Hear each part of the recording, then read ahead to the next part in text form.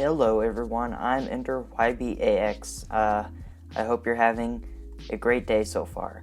Now this morning, on April 2nd of 2020, Minecraft released a new Nether update Snapshot 20w14a and the new Minecraft Bedrock Beta 1.16.0.55, and we're going to be covering those today. So first, let's actually cover the new Minecraft Java Edition Snapshot. So the new Snapshot brings some nice changes and some nice bug fixes. So now, once a Zoglin is actually in the overworld, it will slowly transform into a Zoglin, which is basically a zombified Zoglin. And just like that, he has turned into a zombie Zoglin. And they have a very nice texture, in my opinion. I like how they added the gray part right there. It's very zombie-like. Now, Zoglins are zombified Zoglins, which is the result of bringing a Zoglin into the overworld. Unlike Zoglins, they can't be bred or fed, and they don't care about warped fungus. Zoglins are super aggro, meaning they attack everything they see. So, say we take a cow, we can literally spawn it in with this guy, he'll attack it.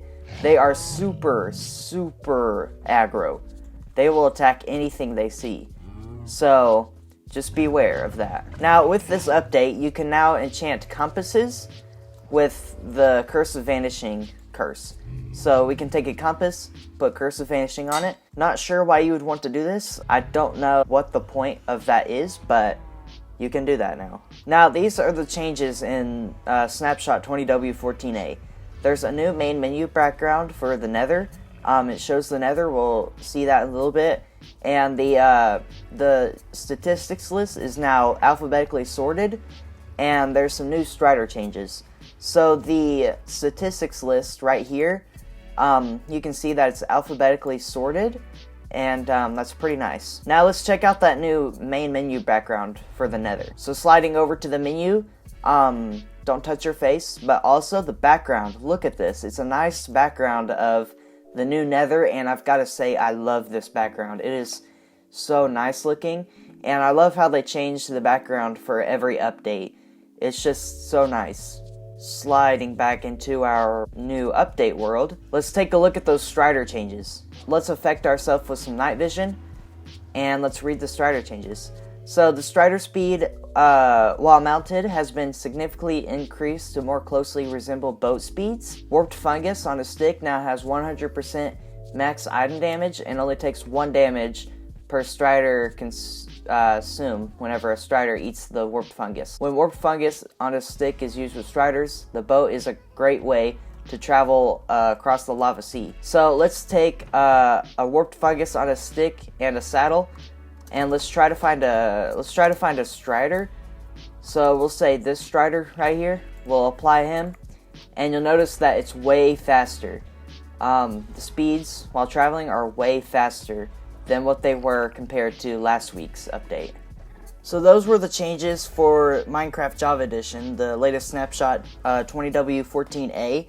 Now I'm gonna pull up the changelog for the new Minecraft beta, which is beta 1.16.0.55. And just note that before updating to the beta, just note that joining the beta will replace your game with a work-in-progress version of Minecraft.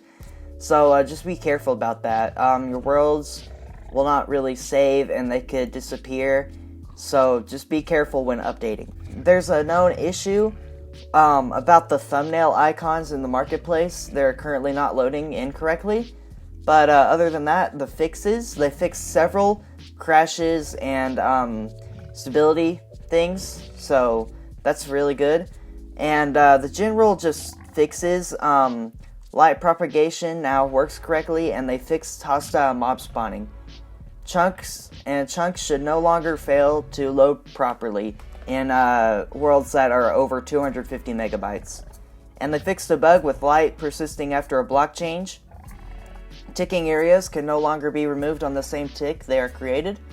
Lighting now propagates correctly through chunk/sub-chunk borders. They fixed an issue that could cause areas to show lighting errors on servers. And they added a new overload for /replace item with an option for destroy or keep. The command will return an error if an item occupies that slot. The smooth camera option from full keyboard gameplay is no longer jittery and is smooth again. The screen no longer twitches when the player dies in the Nether or End. And gameplay. Water can now be collected from bubble columns. Casting a fishing rod will no longer attach itself to a parrot mounted on the player's shoulder. Fully grown sweet berry bushes can now be harvested while holding bone meal. And this is a parity change right here. Carrot on a stick, shield, and shovel now lose durability consistently in bedrock. Fire charges are now consumed after lighting a TNT block. Player icons no longer appear as a white square on locator maps. And some block changes. Water can now be collected from bubble columns using a bucket. Wall signs attached to doors are no longer left floating after the bottom half of the door is broken. And some mob changes. Creepers no longer lose aggro immediately after losing sight of its target. Gas hitbox now matches its rendering.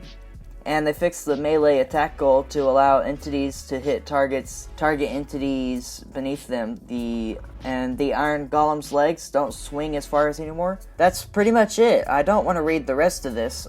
There's just a bunch of scripting and graphic changes.